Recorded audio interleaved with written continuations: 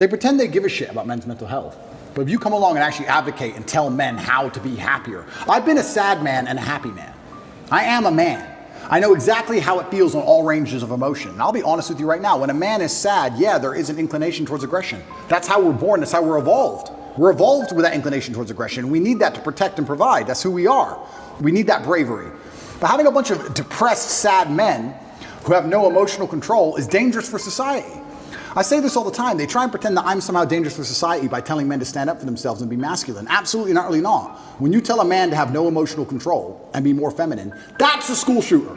A school shooter is not a man with masculine accountability. He's a man who's told, act how you feel all the time. Then he gets picked on for long enough. Throw on some drugs on top his psychiatrist gave him. Throw in a lack of a girlfriend, and he's had enough.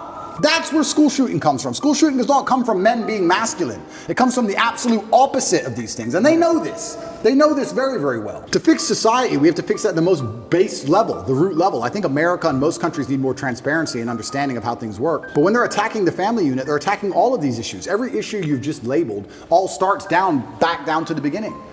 I really think the reason I would like to argue, and I don't know any of the statistics on this, in the 1950s, I'm sure there was prevalence of guns all around America, but there just wasn't the school shooting. Why? What was different? What was different in the years before that there is now? I think it's just because children obeyed their parents, and their parents were a family, and there was a degree of responsibility that was instilled inside of people, and there's a degree of accountability, and there was a degree of honor and pride. Great question. There's a degree of honor and pride. Yeah. I'll tell you something now. I bet in the 60s, 70s, whatever, in any country in the world, people didn't want to do dumb shit because the family would be known as criminals. The last name would be tarnished. Their son did this. You hear what their son did? There was a vested interest in all of it. Now you have a school shooter who's going to go out there, be a piece of shit and kill people, and then their parents are on TV, well, yeah, he was failed by the system. They don't even feel any shame. It's unbelievable. If one of my children or someone close to me did something that heinous, I would be disgusted. Where's all the beauty gone? When there's beauty, you have an attachment to that beauty. They want to remove all your attachments from everything. Even now, when they try and psyop you into, let's say, the way that models all look different than they used to before, right? Models all look different. Victoria's Secret. Yeah, and I was arguing this point, and someone's saying, oh, but that's because you have Eurocentric beauty standards. I said, no. I'm going to correct you, because I know you think you sound smart using the word Eurocentric, and I'm going to correct you because you're a dumbass. Let me tell you what beauty standards are. Beauty standards, by definition, for something to be beautiful, has to at least be unique. If everything is beautiful, then it's not beautiful. If everything's beautiful, then it's standardized. For you to take a model who looks the way they look without any effort at all, and they look like most out of shape, uninteresting people on the street, you cannot call that beautiful because it's standardized, you can see it everywhere. Beauty means it must have been difficult to obtain. Whether it's a building, it's difficult to make because it's ornate, or a woman who's trained really hard to have a beautiful figure, that is difficult. Difficulty and beauty are linked. You can't have beauty without difficulty. You cannot show me another model and tell me that my Eurocentric beauty standards are saying she isn't hot, because that's not why. She isn't hot because she's made no effort. She hasn't tried. That's why. When you need to do every single thing they say to eat, that's their end goal. That's what they want. It's slavery. They don't want you trying anything. Even going to the gym today is an act of rebellion. Even being in good physical condition is an act of rebellion. If I put up a photo of me and I'm in good physical shape, there are people who write underneath it, oh, you're dumb, you train so dumb. They insult you for it. Like, you're a bad person because you have standards for yourself. That's the level of bug man they want to get you to.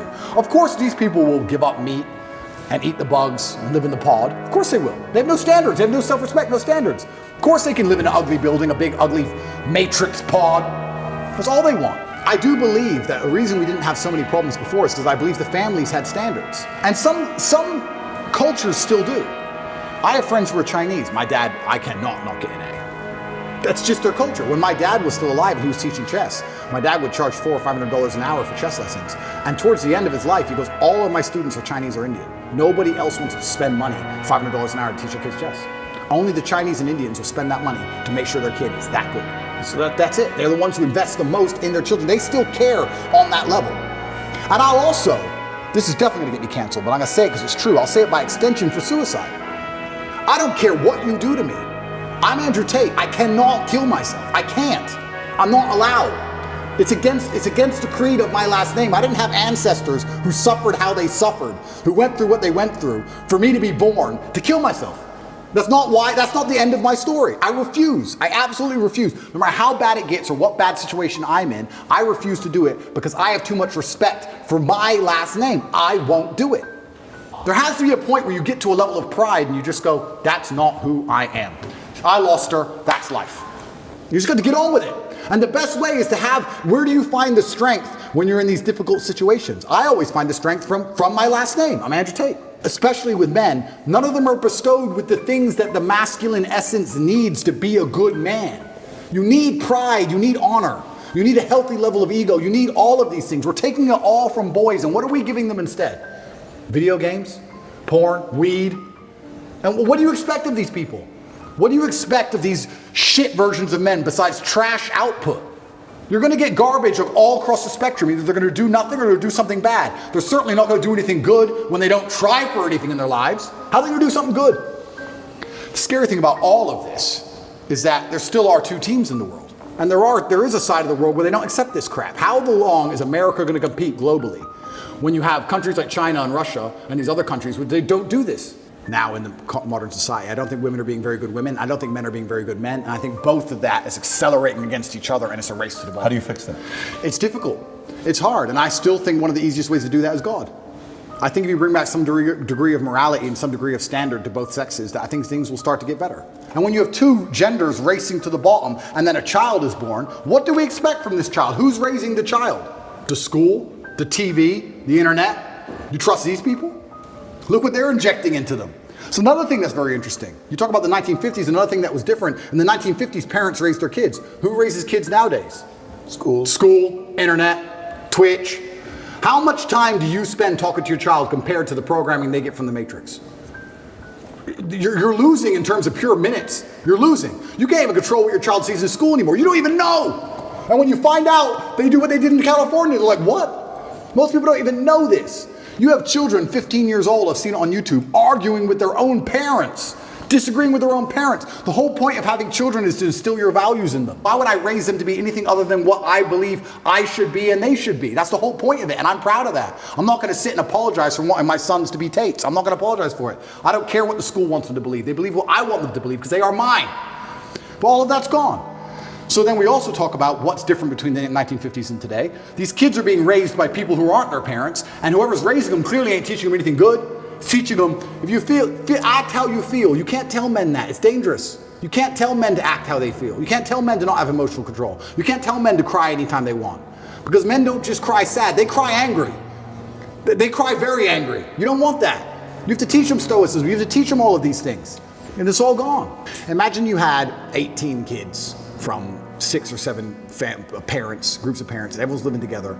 The family unit, the energy and the ethos and the merits of that particular clan is going to be so much stronger and difficult for the Matrix to penetrate and break. Their best friends are the people they live with. The kids live with the other kids who believe the same as them. The parents all agree. When you're a clan, you're far more difficult to attack and assault. So I would say the first thing I would do if I was a parent of normal income, I would try and find other parents who agree with me and try and find other people who are ideologically sound, and I'd make sure that our children are friends and they spend the most time with each other, and I would try for us all to go on holidays together, and I would also put in conscious effort to try and deprogram. I don't think many parents say to their kids, what did you learn today?